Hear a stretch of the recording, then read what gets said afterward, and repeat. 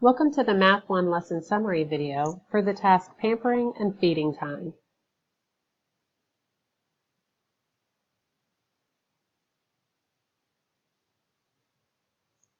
This lesson is a practice understanding task which takes the concepts you've been working on and applies them to new situations. The purpose of this lesson is to represent constraints by writing, graphing, and interpreting the solution set for a system of inequalities.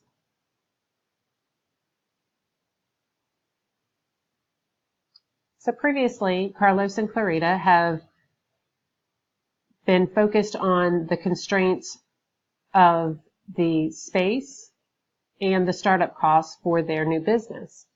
Now they are going to take into account feeding time and pampering time. So for this practice task, we are going to be applying the strategies and skills that we've been looking at for the previous 3 lessons. And we're going to apply those skills and strategies now to 2 new constraints, which are the feeding and pampering time. When we look at the feeding time constraint, we see that the cats are going to require 6 minutes twice a day to feed and clean their litter boxes. So the cats are going to require a total of 12 minutes per day per cat. The dogs are going to require 10 minutes twice a day to feed and walk for a total of 20 minutes per day for each dog. Carlos can spend up to 8 hours each day, so up to 8 hours each day for the morning and evening feedings, but he needs the middle of the day off for baseball practice. When we look at the pampering time, they plan to spend 16 minutes each day brushing and petting each cat. So that's 16 minutes per day per cat. And 20 minutes per day bathing and playing with each dog. Clarita needs time off in the morning for swim and evening for her art class, but she can spend up to 8 hours during the middle of the day. So one of the first things that we notice is that our unit of measurement is different for these. So when we're talking about the time that it takes, the feeding time that it takes for the cats and dogs, we're using the unit of minutes. Yet when we're talking about how much time Carlos and Clarita have to spend on each of these chores, we're talking about hours. So right away I'm thinking we are going to need to either convert all of this to minutes or convert all to hours. But we'll get to that in just a moment. So the task is asking us to write inequalities for each of these 2 additional constraints, and we're going to graph them and then shade the solution set for each constraint on separate coordinate grids. So we're going to write the inequalities, and we're going to have 2 separate graphs.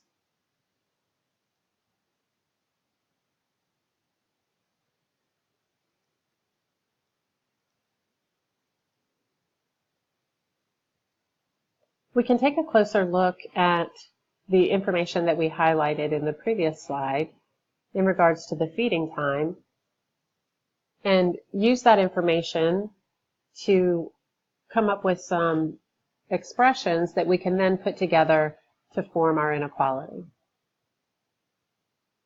Remember, the cats are going to require 12 minutes per day per cat. We can write that with the expression 12C.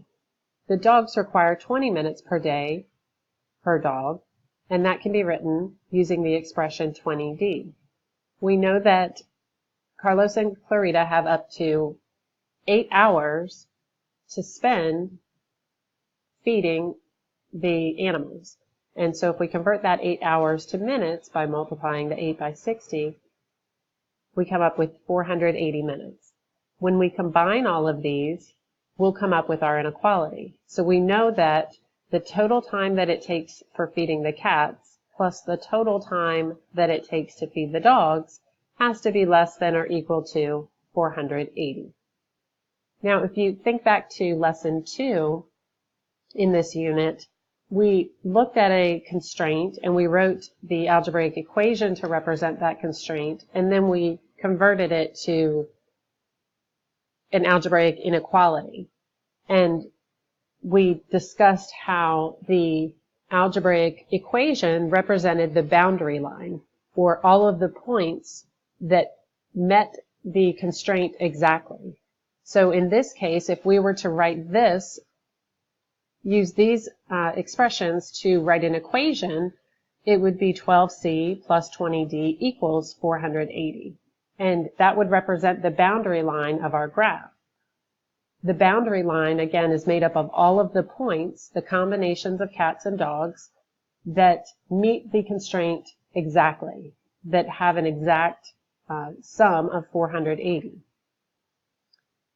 When we look at it in terms of an inequality, the inequality sign is telling us which portion of our graph is going to be shaded.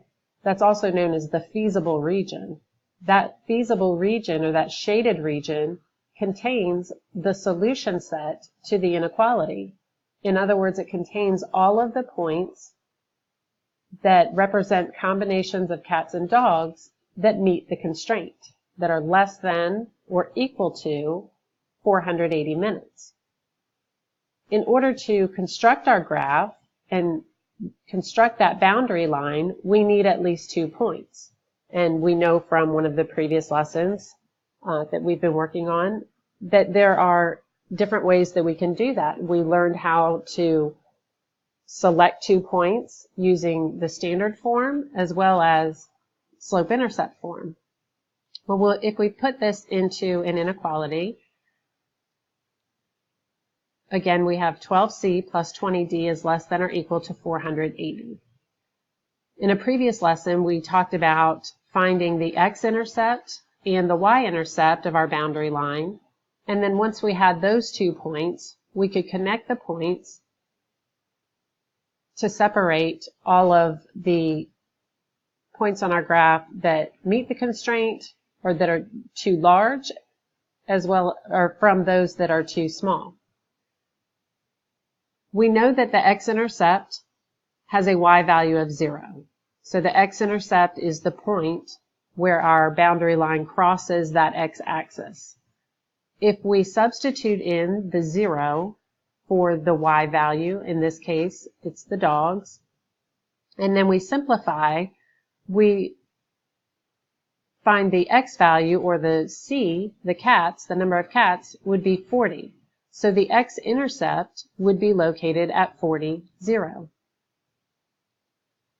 Similarly, we can find the y-intercept. We know that the y-intercept is always going to have an x value of 0, so we can substitute in that 0 for our x value. In this case, our x-axis represents the cats, and solve for the number of dogs, or the y-intercept.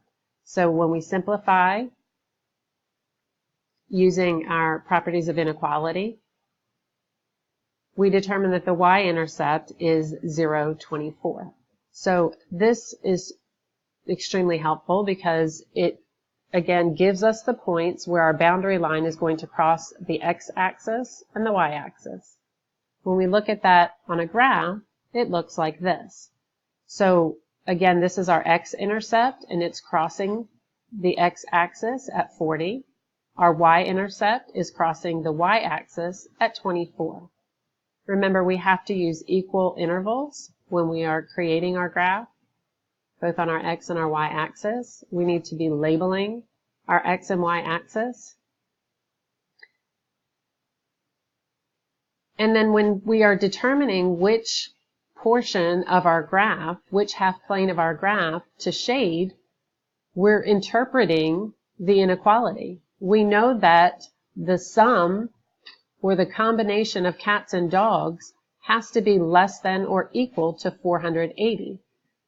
We know that all the points on the boundary line represent points that are a combination of cats and dogs that equal exactly 480. So any points located above that boundary line would be points that are too large. They would not meet the constraint.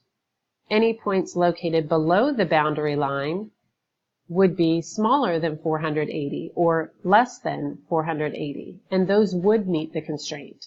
So we're able to determine just from looking at the inequality which half plane we need to be shading. Again, we're not going to be shading in the other quadrants, only in quadrant 1, because in the context of the story, it doesn't make sense to have a negative number of dogs or cats. So we're only using quadrant 1. If you're still struggling with interpreting the inequality in order to determine which half plane should be shaded, remember you can pick any point located below the boundary line and any point located above the boundary line, substitute those x and y values for the points into the inequality, and see if it makes the inequality true. If it makes the inequality true, that means it's in the feasible region, or it is in the solution. It's one of the pieces of the solution set to that inequality. So for instance, if we took the point 0, 0 and we substituted that in to this inequality, 0 for C and 0 for D, we would have 0 plus 0 is less than or equal to 480. Is that true? Yes, it is. Because it's true, that means that the point 0, 0 is located in the solution set or in the feasible region or in the shaded half plane of the graph.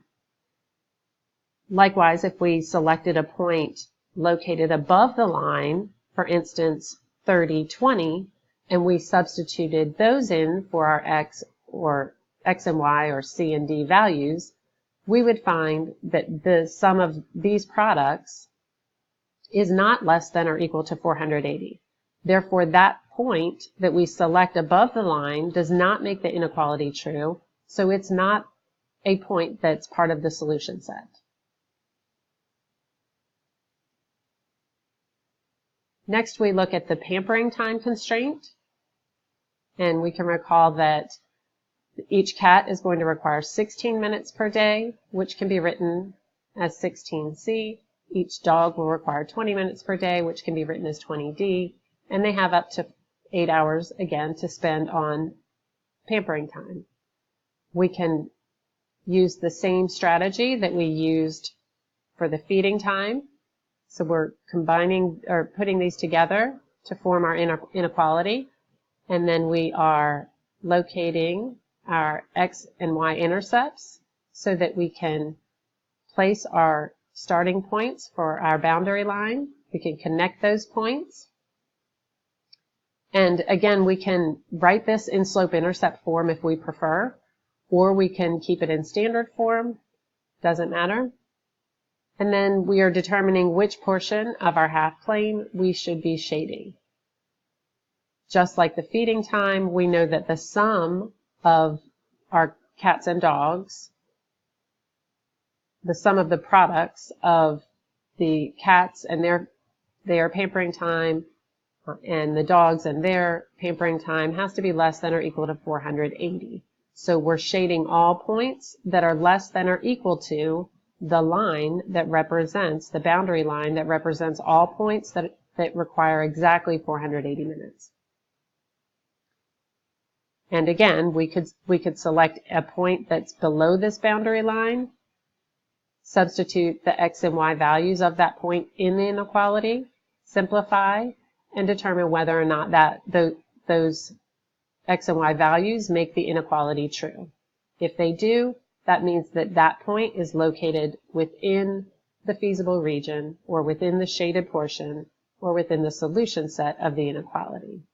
If we select a point that does not make the inequality true when we substitute in the x and y values, that point is not located in the shaded region, or the feasible region, or the solution set of the inequality.